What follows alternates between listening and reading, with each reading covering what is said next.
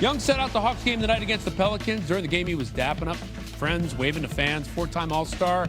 Young has been the face of the franchise in his 7+ seasons in the ATL. We bring in Shams Charania for more on this. Huge news, though not entirely unexpected. So, Shams, what more can you tell us about how this move went down?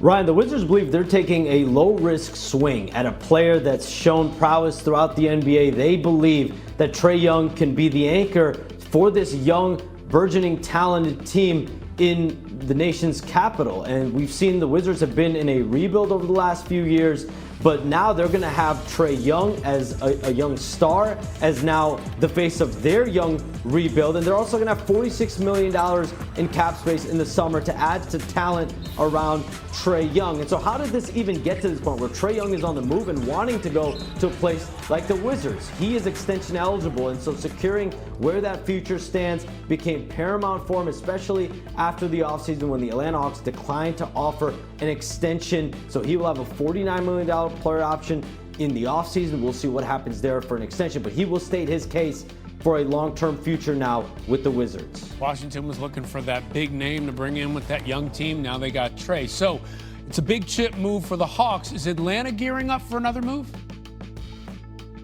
Ryan, this trade now sets up the Hawks with additional financial flexibility to go out and swing for a high-priced, big salary player, potentially, namely, Dallas Mavericks star Anthony Davis. The Hawks will pursue Davis the second half of the season ahead of the February trade deadline. The Mavericks will talk to several teams, but the Hawks have been at the forefront of interested parties along with the Toronto Raptors for the perennial all-star big man. But in the immediate future, the Hawks are turning their core over to Jalen Johnson and other players such as Nickeil Alexander-Walker, Dyson Daniels. And they believe CJ McCollum also fits as a plug-and-play player, a floor spacer, and then you also have Corey Kispert as a sharpshooter on the wing.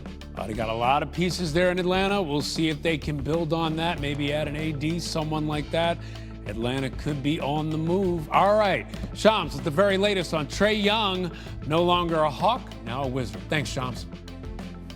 All right, now this was the team that Big Perk saw as a phenomenal fit for the four-time All-Star Trae Young. He joins us now on SportsCenter. So outside of I told y'all, Perk, what's your reaction to the move?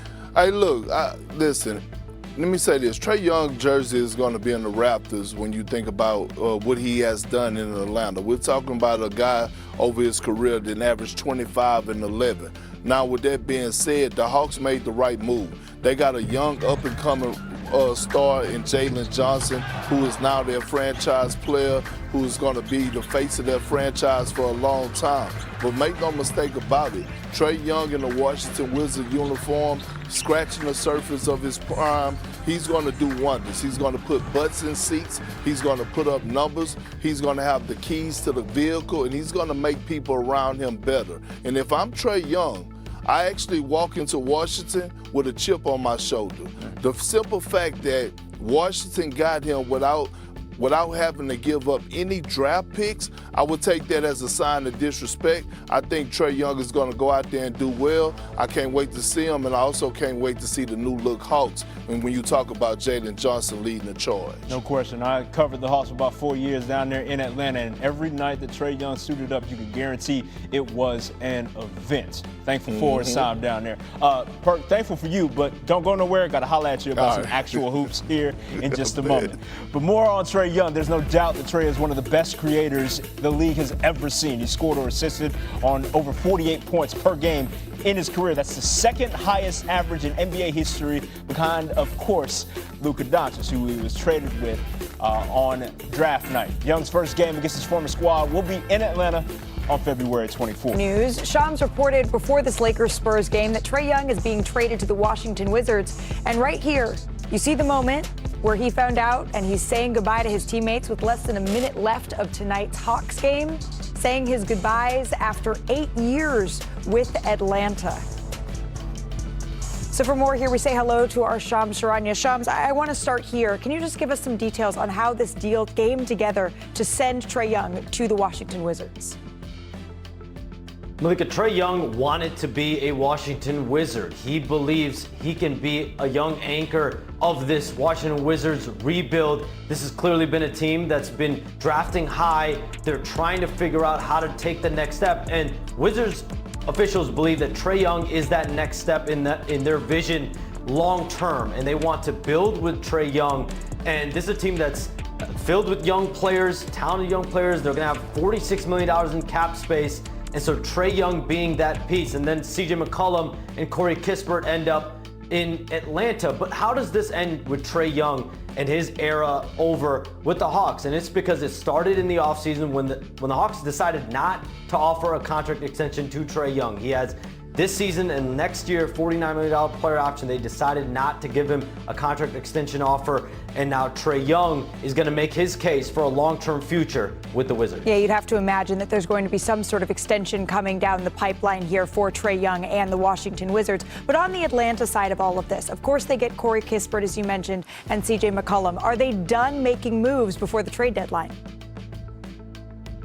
Look at this Trae Young deal sets the Atlanta Hawks with additional financial flexibility to be active on the trade front to land another big name player, another major salary, and that being Anthony Davis in season.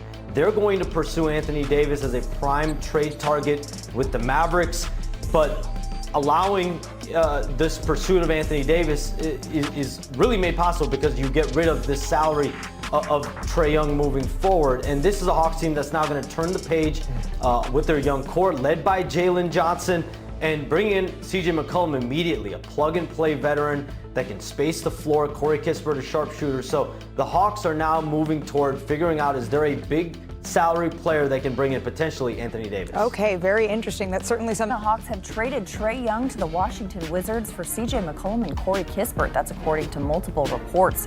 A four-time All-Star, Young has been the face of the Hawks since he was drafted in 2018.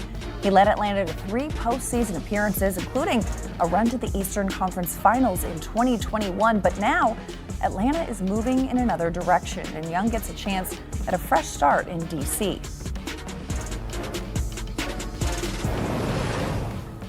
For more, I'm joined by CBS Sports NBA analyst John Gonzalez. John, this trade has been kind of percolating for a while now, but what's your general reaction?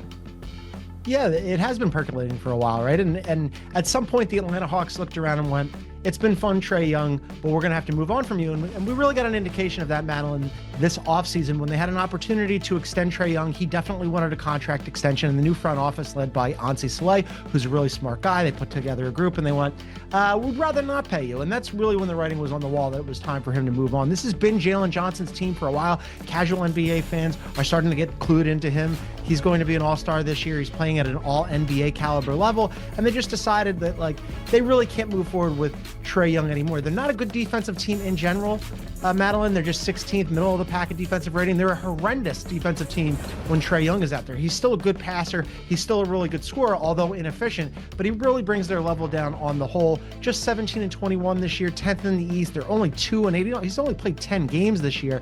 And so finally, they were looking around. This wasn't a huge market for Trae Young, but they finally found a taker in the Washington Wizards who were willing to say, okay, we'll bring him in, we'll kick the tires. He's got a player option at $48.9 million next year. We'll see how it goes, and then we'll go from there. It's incredible to see how much Trae Young's star has fallen, though. I mean, again, early round draft pick in 2018, Ice Trae wreaking havoc in the association. One of just 3 players in NBA history to have career averages of 25 or more points and 8 or more assists. But, John, you've talked about plenty of times in the past how much better the Hawks have looked without Young on the floor. So now that they've made this change, what is next for this Atlanta franchise moving forward now that they've got increased financial flexibility and building around their young core? Yeah, that financial flexibility is important in that young core that you just mentioned. So I mentioned Jalen Johnson. It's his team. It's been his team, but this officially signals it. Then beyond that, you've got Dyson Daniels. They just brought in Nikhil Alexander-Walker from the Minnesota Timberwolves as a free agent, big free agent signing over the offseason. So they've got that nice young core, Onyeka Okongwu as well, Zachary Resache. They've got some nice pieces, but as you noted, by clearing him off the books, now you bring in CJ McCollum. He's on an expiring contract. They might end up rerouting him. The hot rumor has really been Anthony Davis. Could the Hawks lay their hands on Anthony Davis? Would the Dallas Mavericks be willing to move on from him? Now, previous general manager with the Mavericks, Nico Harrison, wanted to see what would happen with Cooper Flagg, with Kyrie Irving, who's expected back shortly from an ACL injury, and then Anthony Davis. But this rumor has just been sort of bubbling up to the surface about whether or not the Hawks might be able to snag him away and steal him from the Mavs. So we'll see. Keep an eye on that, because clearly Ansei Saleh, the general manager for the Atlanta Hawks, and the Atlanta Hawks have designs on something else here, right? They clear